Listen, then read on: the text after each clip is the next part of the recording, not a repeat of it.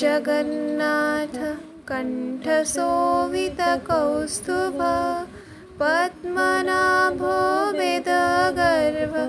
चन्द्रसूर्यविलोकन जगन्नाथ लोकनाथ नीलाद्रिसपरोहरि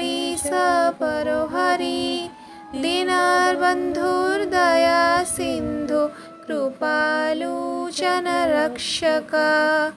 पद्मपाणि चक्रपाणि पद्मनाभो नरोत्तमा जगतं पालको व्यापी सर्वव्यापी सुरेश्वर लोकराज देवराज शक्रभूपश्च भूपति नीलाद्रिपतिनाथश्च अनन्तः पुरुषोत्तमः तीर्थोदय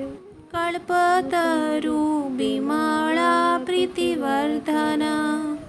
बलभद्र वासुदेव माधव मधुसूदन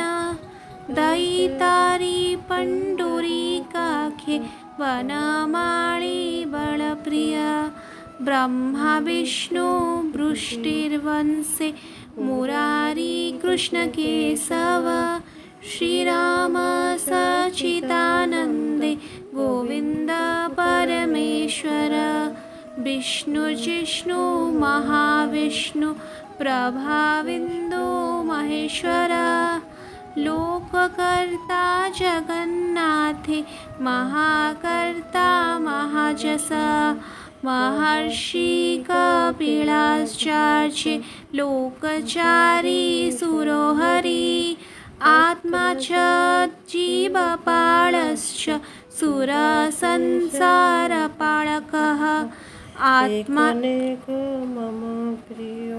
ब्रह्मवादी माहेश्वर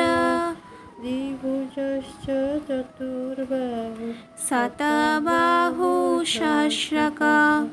पद्मपत्र विशालाख्य पद्मगर्भ परिहरि पद्महस्त देवपाळे दैतारी दैतनाशन